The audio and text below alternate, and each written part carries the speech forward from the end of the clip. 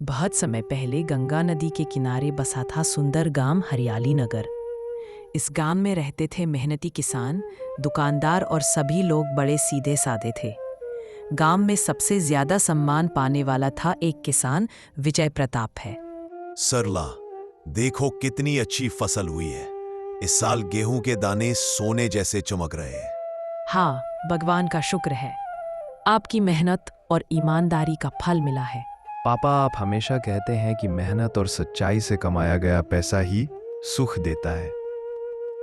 बिल्कुल सही कहा बेटा।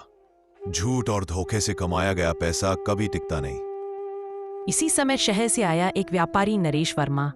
उसके पास बहुत पैसा था, लेकिन वह धोखेबाज और लालची था।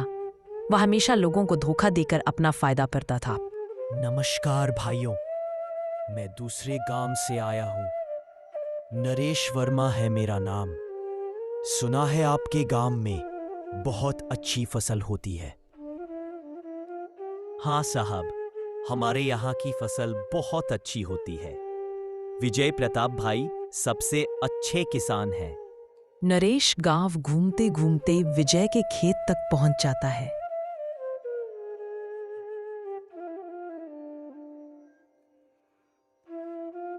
तो आप हैं विजय प्रताप जी, आपकी बहुत तारीफ सुनी है।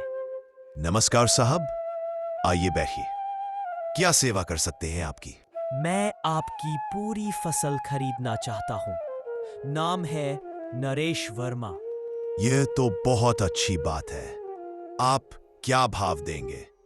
ये भोला भाला लगता है, इसे आसानी से बेवकूफ बनाया जा सकता है। मैं आपको बाजार से 50 रुपए ज्यादा दूंगा प्रति क्विंटल। बस एक छोटी सी शर्त है, पहले आप मुझे 7 रुपए एडवांस दें। यह मेरी कंपनी की पॉलिसी है। लेकिन साहब, खरीदार एडवांस देता है, बेचने वाला नहीं। अरे भाई, आप गांव के लोग हैं, शहर के तरीके नहीं जानते। बड़े व्यापार में यही होता है। मैं आपकी फसल का इंश्योरेंस भी करवाऊंगा। हाँ, अगर इंश्योरेंस हो जाए तो अच्छा है, लेकिन जीरो तो बहुत ज्यादा है। ठीक है, आप जितना दे सके, 25,000 रुपए ही सही। ठीक है, मैं पहले अपने घर पर बात करके आपको बताता हूं। विजय अपने घर की ओर चल देता है।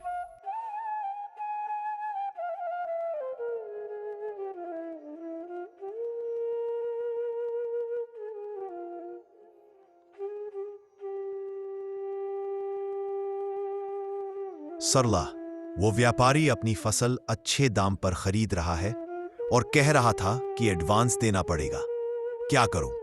जी, मुझे कुछ अजीब लग रहा है। पहले कभी सुना नहीं कि बेचने वाला एडवांस दे। पापा, मैंने स्कूल में पढ़ा है कि हमेशा एडवांस खरीदार देता है। कहीं कोई धोखा तो नहीं? नहीं बेटा, वो इतना बड़ा व्यापारी है, गलत क्यों करेगा? विजय ने अपनी पूरी जमा पूंजी निकाली और नरेश को देने के लिए चल पड़ा। विजय ने 25,000 रुपए दे दिए।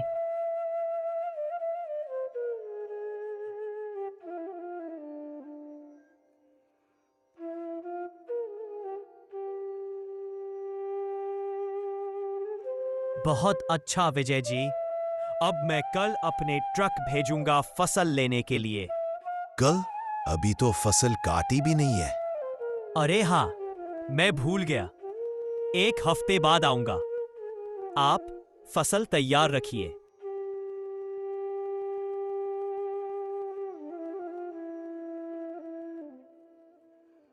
विजय भाई, वो व्यापारी चला गया। कुछ जल्दी में लग रहा था। हाँ, कह रहा था कि दिल्ली में अर्जेंट काम है। विजय, मुझे उस व्यापारी पर शक है। उसकी आंखों में धोखा दिख रहा था। पंडित जी, आप व्यर्थ की चिंता करते हैं। दिन बीतते गए, लेकिन नरेश का कोई पता नहीं चला। 1 हफ्ता, 2 हफ्ते, महीना बीत गया। विजय परेशान दिखते हुए। अभी तक वो व्यापारी नहीं आया। अब तो फसल खराब होने लगी है। पता नहीं क्या हुआ। विजय दूसरे व्यापारियों से मिलते हैं। विजय भाई, आप कह रहे हैं कि नरेश वर्मा नाम का व्यापारी दिल्ली में कोई ऐसा नहीं है। क्या मतलब? वो तो कह रहा था कि बड़ी कंपनी है। भाई, लगता है आप धोखे में पड़े हैं। विजय उदास होकर घर लौटते हुए। सरला, हमारे साथ धोखा हुआ है। वो व्यापारी झूठा था। मैं पहले से ही कह रही थी कि कुछ गड़बड़ है। पापा, आपने मेरी बात क्यों नहीं मानी? गांव में हलचल मचती है। विजय भाई, सुना है आपके साथ धोखा हुआ है। हमें लगा ही था कि कुछ गड़बड़ है। बेटा, मैंने पहले ही कहा था कि उसकी आंखों में धोखा है, लेकिन अब पछताने से क्या फायदा?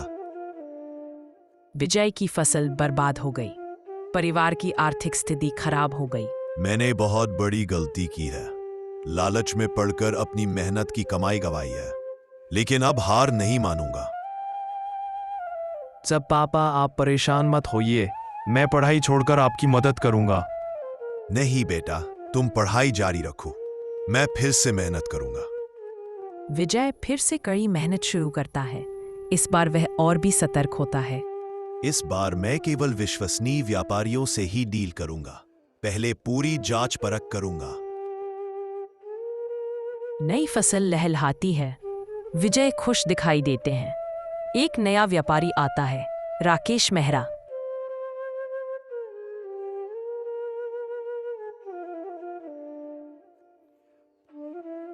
विजय जी, आपकी फसल बहुत अच्छी है। हम आपको सही दाम देंगे। पहले मैं आपके बारे में पूरी जानकारी लूंगा, फिर डील करूंगा। बिल्कुल सही कह रहे हैं। यहाँ मेरे सभी डॉक्यूमेंट्स हैं, आप जांच लीजिए। डील होती है और तभी नरेश गांव लौटता है।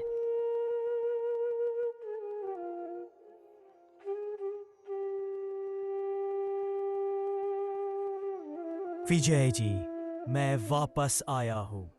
मुझे माफ कर दीजिए।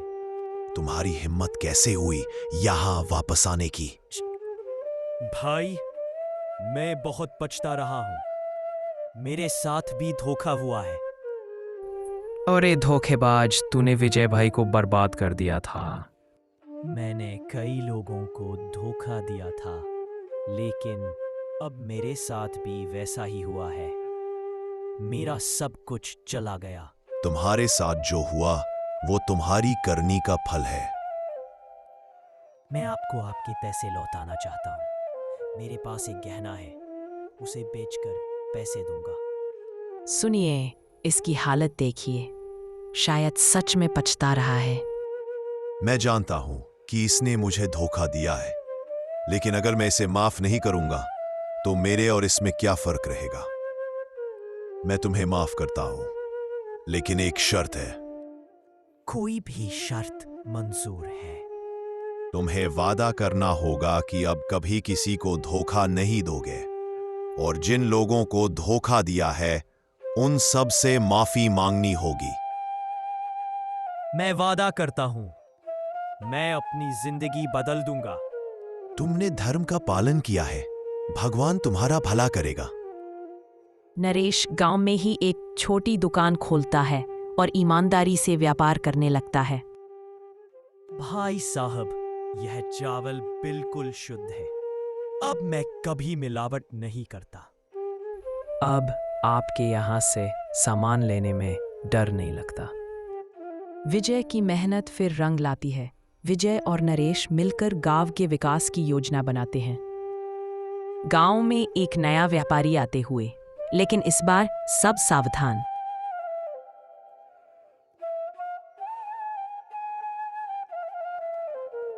मैं मुंबई से आया हूं, आपकी फसल खरीदना चाहता हूं। पहले आप अपने डॉक्यूमेंट्स दिखाइए। डॉक्यूमेंट्स? अरे भाई, मैं तो सिर्फ फसल खरीदने आया हूं। भाई साहब, हमें आपकी पूरी जानकारी चाहिए। हम अब बहुत सावधान हैं। आप कहां से आए हैं? आपकी कंपनी का नाम क्या है? मैं अकेला व्यापारी हूँ, कोई बड़ी कंपनी नहीं है।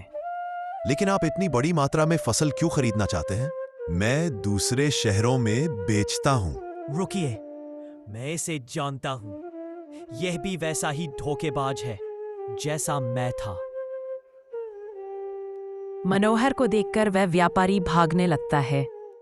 देखो कैसे भाग रहा है। पहले हमारे साथ भी ऐसा ही होता था। अब कोई भी धोखेबाज हमारे गांव के लोगों को बेवकूफ नहीं बना सकता। कुछ समय बाद राम सिंह और मनोहर ने मिलकर एक ट्रेनिंग सेंटर खोला। यहाँ लोग सीखते थे कि कैसे सुरक्षित व्यापार करें, कैसे धोखेबाजों को पहचानें। राम सिंह और मनोहर की समझदारी से अब गांव में कोई भी धोखेबाज व्यापारी नहीं आता था। सच्चाई, मेहनत और माफी, ये 3 गुण जीवन को सफल बनाते हैं। संगीत।